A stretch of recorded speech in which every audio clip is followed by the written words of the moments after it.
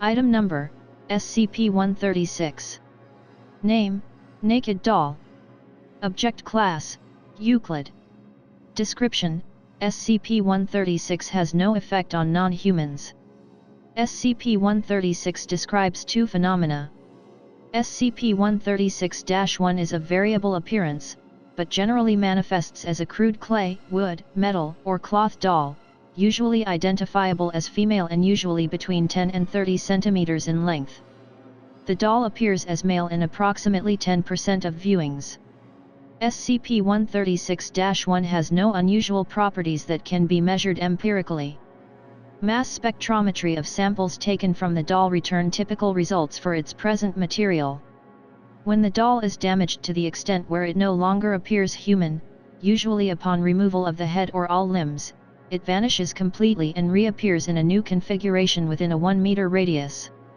Testing of complete vaporization pending.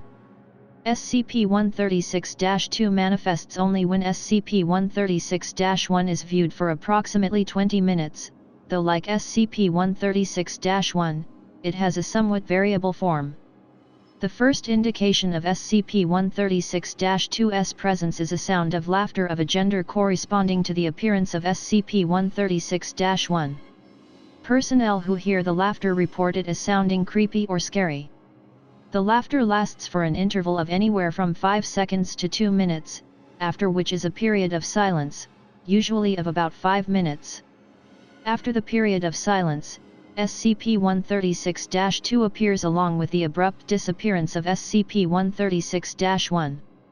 SCP-136-2 is an incorporeal nude or partially nude figure corresponding to the gender of SCP-136-1.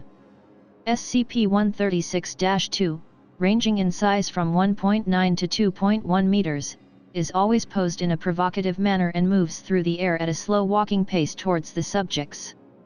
If more than one subject is present, each will see the form as moving towards him or herself. As it approaches, the volume of the laughter increases.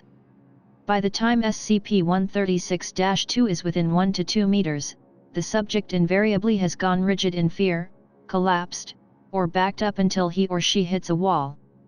SCP-136-2 usually remains stiff until it is within approximately 5 centimeters of the subject, whereupon it will scream once before vanishing.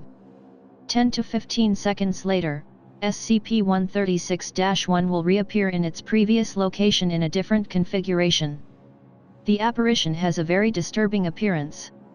Its mouth is far too wide, frozen in a rictus of pain and arousal. It will occasionally bare its teeth or lick its lips. Its irises take up almost the entire sclera of its eyes, which appear mad and bloodshot. If female, it will have an absurdly narrow waist and large breasts.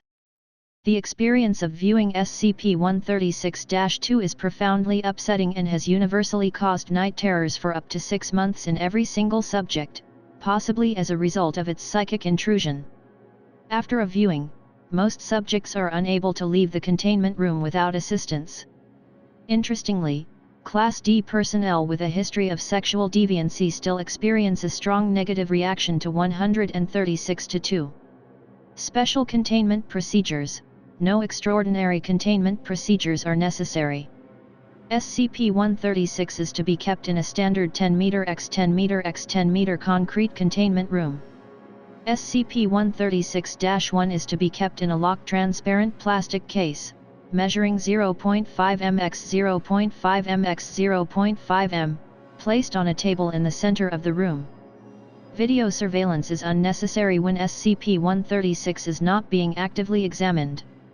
As of Incident I-136-C, only Class D personnel may enter the SCP-136 containment chamber more than once in any 30-day period without special authorization from Director Unknown.